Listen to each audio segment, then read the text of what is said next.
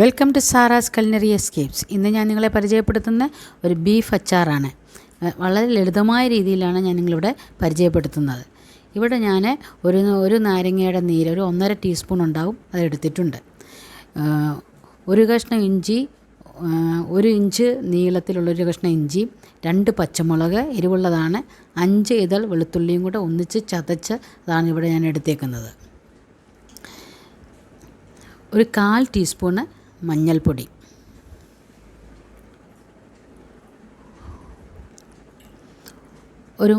ഒരു ടീസ്പൂൺ നിറച്ച് വേണ്ട വടിച്ച് 1 ടീസ്പൂൺ ഉപ്പ്, 1 ടീസ്പൂൺ മുളക് പൊടി. ഇനി ഇതെല്ലാം കൂടെ മിക്സ് ചെയ്യാം നമുക്ക്.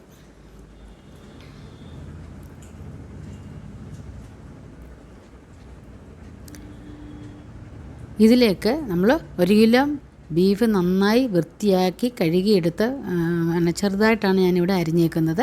അത് നമുക്കിവിടെ ഇതിനകത്ത് ചേർക്കാം. ഇതിനകത്ത് ഞാൻ ഒരു 2 തണ്ട് കരിയാപ്പിലയും കൂടെ ചേർക്കുന്നുണ്ട്. അത് കരിയാപ്പിലയും കൂടെ ചേർത്തിട്ട് നന്നായിട്ടത് മിക്സ് ചെയ്ത് മുളകും ഉപ്പും എല്ലാം ഇറച്ചിയെ പിടിക്കത്തക്ക വിധത്തിൽ നന്നായി മിക്സ് ചെയ്യുക. ഇനി അത് മിക്സ് ചെയ്തിട്ട് ഇത് നമ്മളിനിയും ഇത് ഫ്രിഡ്ജിനകത്ത് ഒരു 2 മണിക്കൂറെങ്കിലും അറ്റ്ലീസ്റ്റ് വെക്കണം. എന്നാലാണ് അത് റെഡിയാവുന്നത്.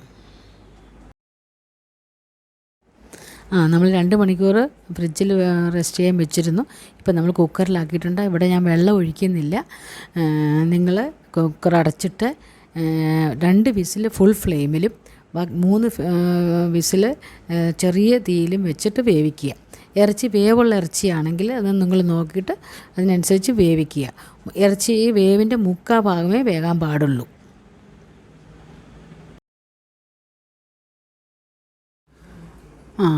നമ്മുടെ ഇറച്ചി ഇവിടെ വെന്തിട്ടുണ്ട്. ഇറച്ചി നമ്മൾ ഒരു കഷ്ണം എടുത്ത് നോക്കി ഒന്ന് അമുക്കി നോക്കുമ്പോൾ അറിയാം ഒരു 3/4 ഭാഗം വെന്തിട്ടുണ്ട്. അത്രയും മതിയാവും. ഇനി നമ്മൾ വറക്കുമ്പോൾ വെന്തോളും. ഇതിനകത്തുള്ള വെള്ളം മൊത്തം നമ്മൾ വറ്റിച്ചെടുക്കണം, കളയരുത്, വറ്റിച്ച് എടുക്കണം. അതിനുശേഷം വേണം നമുക്ക് വറക്കാൻ. ഇവിടെ ഞാനൊരു 70 ഗ്രാം വെളുത്തുള്ളി, ഒരു 3/4 കപ്പ്, 80 ഗ്രാം ഇഞ്ചി, നമ്മൾ നേരത്തെ കുറച്ച് ഇഞ്ചി എടുത്തിട്ടുണ്ട്, 80 ഗ്രാം ഇഞ്ചിയും എടുത്തിട്ടുണ്ട്.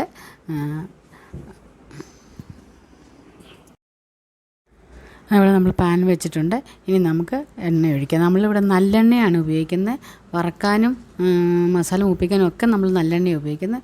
വറക്കാൻ ആവശ്യമായ എണ്ണ നമ്മൾ ഒഴിച്ചേക്കുന്നത്. ഇനി ഈ ഇറച്ചി നമ്മൾ 2 ഭാഗമായിട്ടാണ് വറുത്തെടുക്കുന്നത്. നമ്മൾ ഇപ്പം നമ്മൾ ഒരു ഇറച്ചി ഇട്ട് നോക്കണം. നല്ല ഇതായിട്ട് ചെയ്യുന്നുണ്ടെങ്കിൽ മാത്രം എണ്ണ നന്നായി മൂത്തിട്ടേ നമ്മൾ ഇറച്ചി ഇടാവൂ.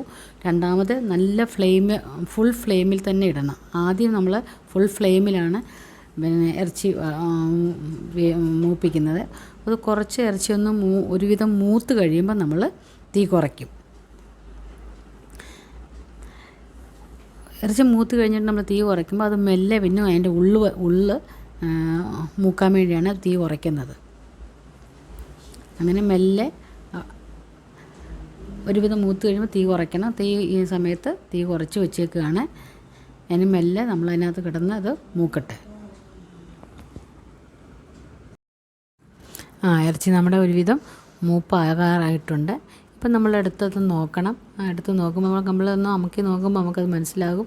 കുറച്ച് ഒരു ചെറിയ അമങ്ങലോട് കൂടെ നിൽക്കുന്നതാണ്. അതാണ് മൂപ്പിൻ്റെ പരുവം. ഒരുപാട് മൂത്ത് പോകരുത്. മൂത്ത് പോയാൽ കല്ല് പോലെ ഇരിക്കും.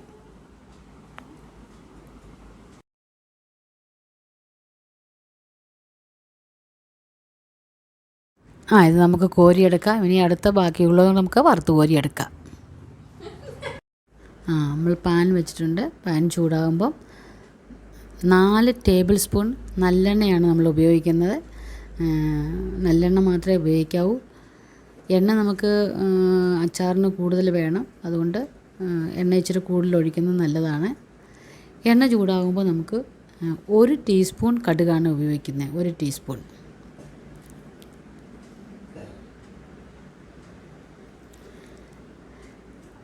കടുക് പൊട്ടി കഴിയുമ്പം നമ്മൾ ഒരു 6 വറ്റൽമുളക് എടുത്തിട്ടുണ്ട്. അത് രണ്ടായിട്ട് പൊട്ടിച്ചിട്ട് കടുക് പൊട്ടിക്കഴിഞ്ഞാൽ അതിലിടുന്നതായിരിക്കും.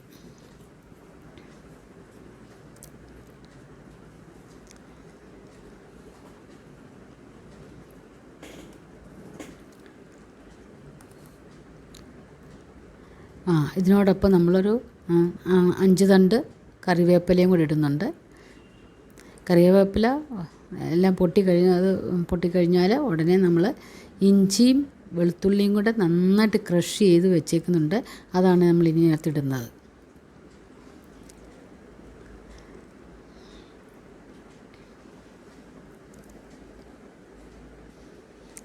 ഇനി എല്ലാം കൂടെ മിക്സ് ചെയ്ത് നന്നായി മൂക്കണം. അത് പച്ച ഇതുണ്ടാകാൻ പാടില്ല. ഇഞ്ചിയും വെളുത്തുള്ളിയും നന്നായി മൂക്കണം. പച്ചയായിട്ട് കിടന്നാൽ നമ്മുടെ അച്ചാർ കേടാകാൻ സാധ്യതയുണ്ട്. അതുകൊണ്ട് നന്നായി ഇഞ്ചിയും വെളുത്തുള്ളിയും മൂക്കണം. അതുവരെ നമുക്കത് ഇളക്കി കൊടുക്കണം.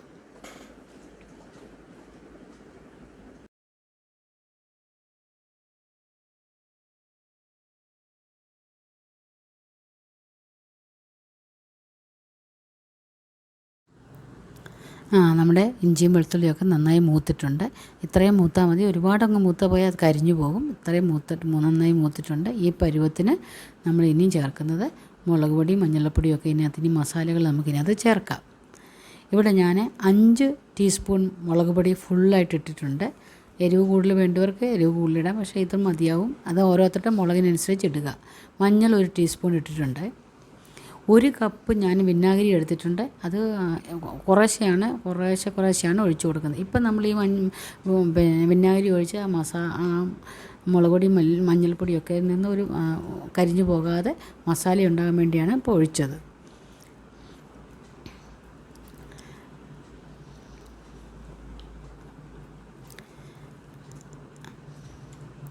നമ്മളിവിടെ 2 ടീസ്പൂൺ കുരുമുളക് പൊടി ഇട്ടിട്ടുണ്ട്. കായം 1 ടീസ്പൂണ്.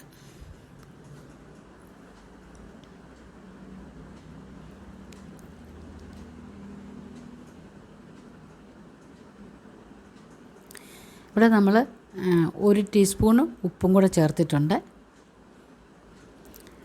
ആദ്യം നമ്മൾ വടിച്ചിട്ട് 1 ടീസ്പൂണ് ഉപ്പ് നേരത്തെ ചേർത്തിരുന്നു.